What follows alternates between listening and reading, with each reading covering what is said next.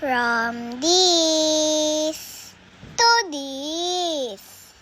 Magandang araw mga kapatid.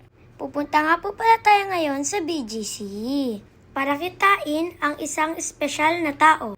At syempre, bibigyan natin siya ng tipas hopya dahil niregaluhan niya tayo ng damit ni Santo Niño. Eto na mga kapatid, nagkita na kami.